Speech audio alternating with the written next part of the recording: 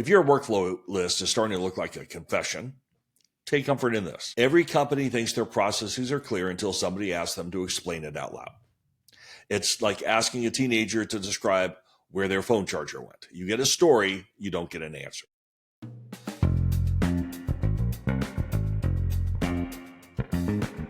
Hey there, senior leader, and welcome to the Talent Sherpa podcast, where senior leaders come to rethink how human capital really works.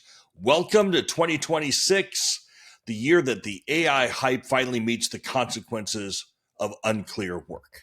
I'm your host, Jackson Lynch, and today we're going to be talking about a concept that sounds very simple on the surface, but lands like a surprise audit once you run it. It's called the clarity ratio. And if you want to know if your organization is ready for AI, not emotionally ready or culturally ready, not ready in a slide deck, ready in reality, the clarity ratio gives you the answer in one number. Today, we're going to unpack what it measures, why it exposes leadership quality faster than any engagement survey, and how smart organizations should use it to avoid costly mistakes. So hang tight. This one is going to sting a little bit, but only in the most useful way possible.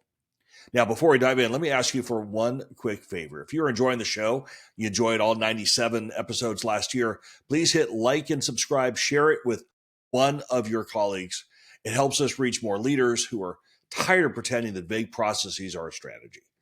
Now, if you're a first-time or emerging CHRO, we build tools to help you hit the ground running. You can find everything over at mytalentsherpa.com. And I want to share that this episode is brought to you by Dripify, the platform that helps leaders build real visibility without begging the algorithm for attention. You can find them at try.dripify.com/talentsherpa. Okay, let's dive in. To start, let's be honest about where companies stand at the beginning of 2026. AI has moved from a novelty to an expectation. CEOs want adoption plans. Boards want return on investment. Investors want productivity gains. And employees want to know whether AI is going to take over parts of their job, the parts they hate, or the parts they secretly like. What no one really wants to admit right now is this. Most organizations are trying to scale AI on top of workflows that are either unclear or outdated or redundant or politically protected. It's the corporate equivalent of remodeling a house while ignoring the fact that the foundation has been sinking for a decade. I talked to a CTO recently who said, "We are ready for AI. We have an architecture map. We're good to go." And I asked one question. That was, what is the one sentence outcome of your top workflows? He blinked at me like I had asked him to recite a poem from middle school. Jabberwocky, 'twas trilling in the briny toasted. Anyway, it was that level of panic.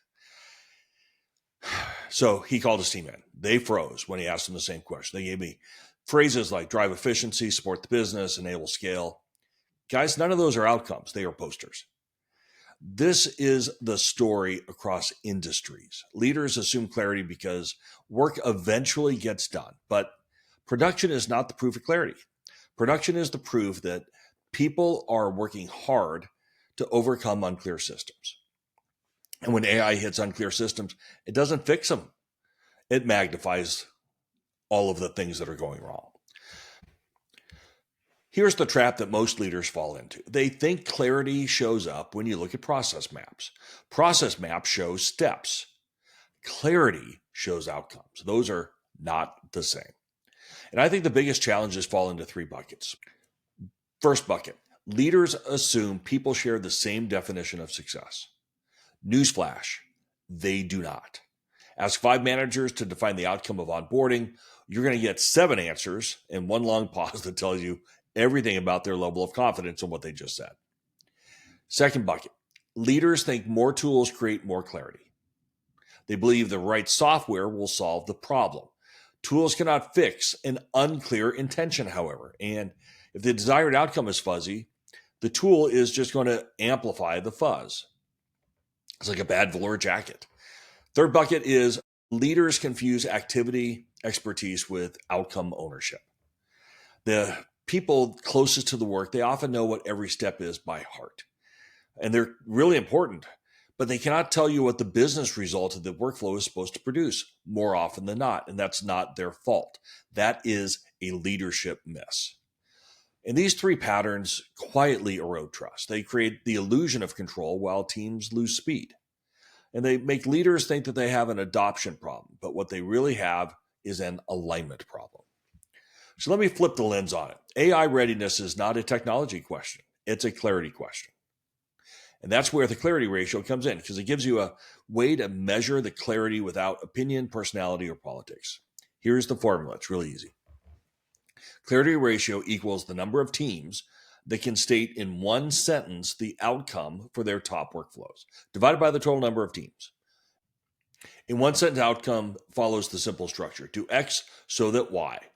A clear action and a measurable business result. If the ratio is 0.7, you're not ready for AI.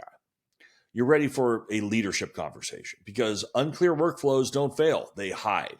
And AI removes all of those hiding spots. Let's slow that down. AI is unforgiving. It does not fill in the blanks. It does not intuit what you meant.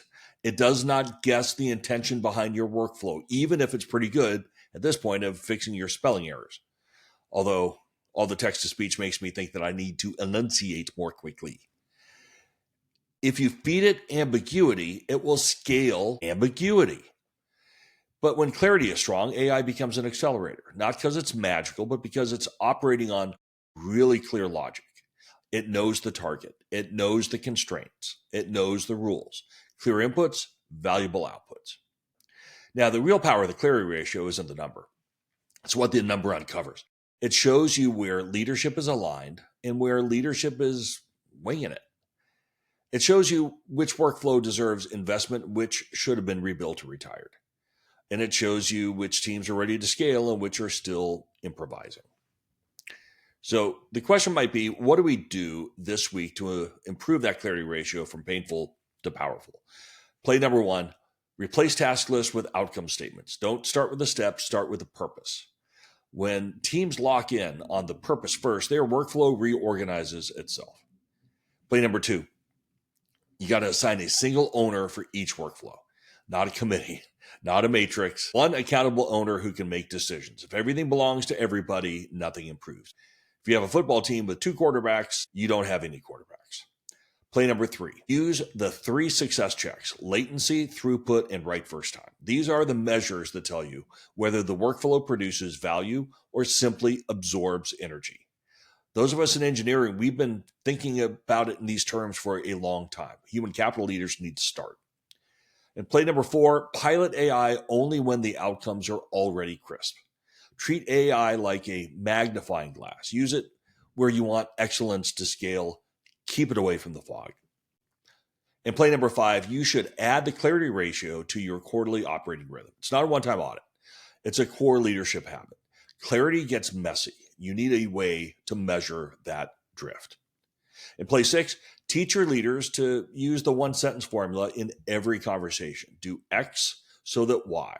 It's the fastest way to train clarity, speed, and alignment across the entire organization.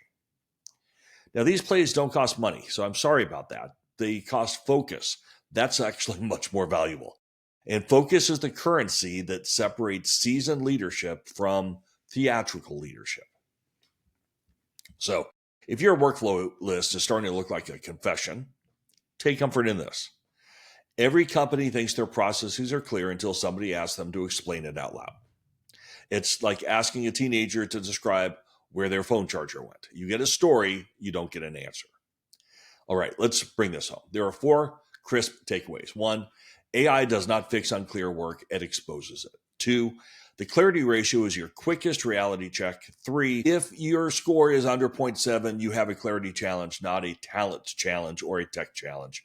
And number 4, the leaders who win in 2026 will be the ones who define outcomes before they deploy tools. Thank you for spending a little bit of time with me today. I want to give a quick shout out to Martin.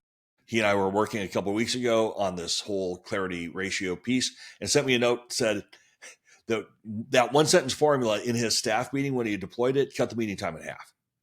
That's the power of clarity. So thank you for being a part of the Talent Sherpa community, Martin. If you want to know where to start, begin with designing role clarity alongside an AI partner. That is where getpropulsion.ai comes in. They have an AI teammate that can enable your leadership to focus on the work that drives outcomes. And if you're a first-time CHRO or you want to become one, I'd love to support you. We build tools to help you make an impact from day one. You can find everything over at mytalentsherpa.com. And if you want to read something every week, thetalentsherpa.substack.com is where you find it. And of course, thanks to Dripify, you can find them at try.dripify.com/talentsherpa. And that's all for now. So appreciate you spending some time with me. Until next time, raise the bar, focus on clarity, and keep on climbing.